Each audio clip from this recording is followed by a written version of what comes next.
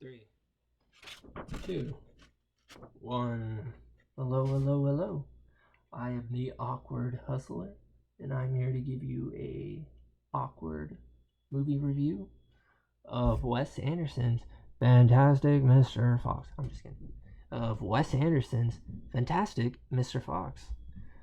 Before we begin with the review, I'd just like to say I hope this video finds you in good health, both mental and physical. I hope that you are not infected with COVID-19 and you are not feeling alone or depressed or anything like that. You're happy and finding something to do with when you're social distancing, I guess, from people. Yeah. So again, thanks for clicking, thanks for watching. Let's get on with the review. So right here we have the Criterion edition Blu-ray of Wes Anderson's Fantastic Mr. Fox. And as you can see here, you got the lovely artwork. It comes with this little book right here. A little picture of the tree, the Mr. Fox and Mrs. Fox and his son Ash's home. Yeah, I mainly get these for the artwork. I just kind of like the cover more so. I mean, that's just my thing. But yeah. So what is Wes Anderson's Fantastic Mr. Fox? It is a adaptation of Roald Dahl's children's book of the same name, and Roald Dahl is a very prolific author. He has written some very classic children's books, such as Charlie and the Chocolate Factory, and my favorite, James and the Giant Peach. Yeah, I mean, it's not a direct adaptation. I mean, this is definitely a lot of Wes Anderson can be found within this movie. It definitely has a lot of Wes Andersisms. I don't know, is that a thing? You can definitely tell this is his movie. I mean, you can always tell if a movie is a Wes Anderson movie just by looking at it, but also from the dialogue, from kind of the internal conflict, from basically it being kind of a midlife crisis with Mr. Fox here.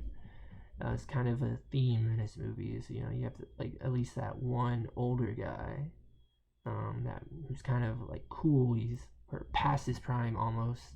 You saw it in Life Aquatic of Steve Zissou. I don't know how to say it. Or Rushmore, would also played by Bill Murray, by the way. Yeah, you see it. Or kind of in Grand Budapest a little bit with the concierge.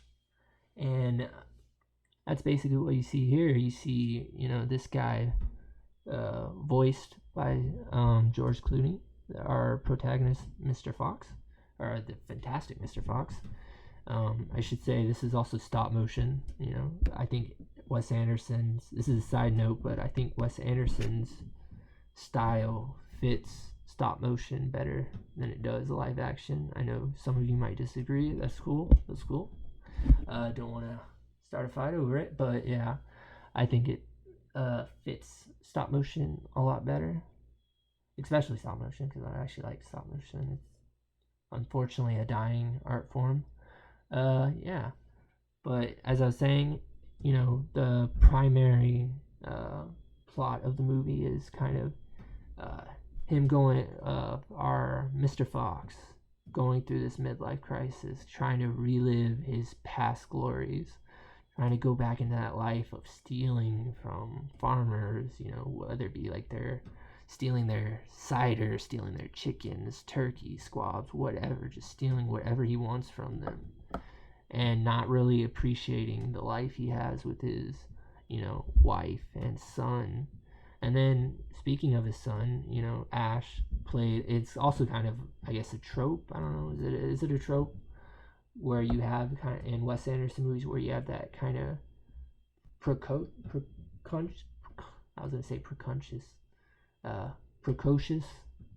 child who's kind of like an adult, who kind of talks like an adult.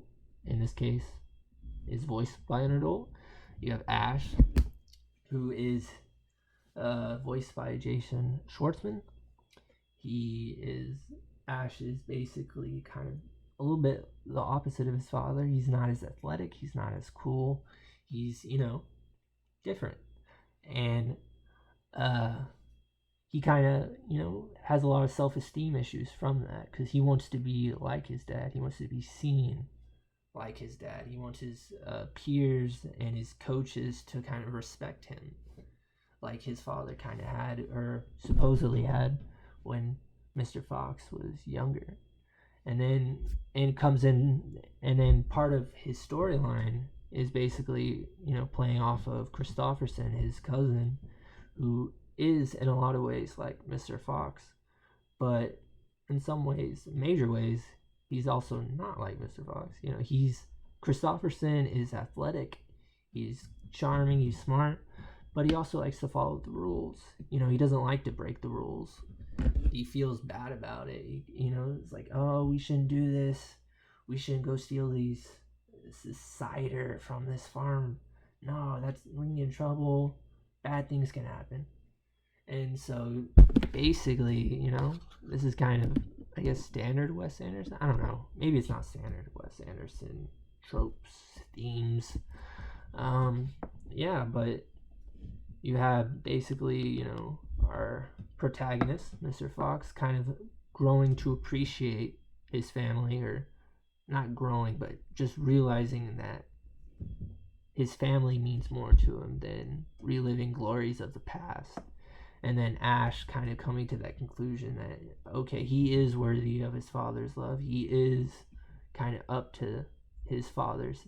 He can be his father, or he can't live up to that expectation, And yeah, that's basically the movie. I mean, I don't want to give too much. I don't want to go beat by beat.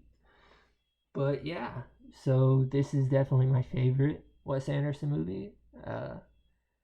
And I really think, Wes Anderson is a really good auteur. I definitely appreciate his particular style, because I personally like it when you can watch a movie and you can kind of tell who's directed it, whether it's Quentin Tarantino. Christopher Nolan kind of has his own thing, but I mean, a lot of directors are starting to copy him. Wes Anderson, definitely. Taika Waititi, he's kind of coming into his own thing. I just really appreciate that style, even if it can get, I wouldn't say annoying. It's just some of the characters can be annoying. In some of his other movies, they're not as annoying. They're not. Actually, Ash is kind of annoying in the beginning, but in general, all the characters here are kind of likable. So yeah, that is my awkward review. I hope you like all the stammering and stumbling of the words and my voice cracking. I have a bit of a sore throat. I don't have COVID-19. Yeah. So thank you, and have a good day, or a good night, or whatever.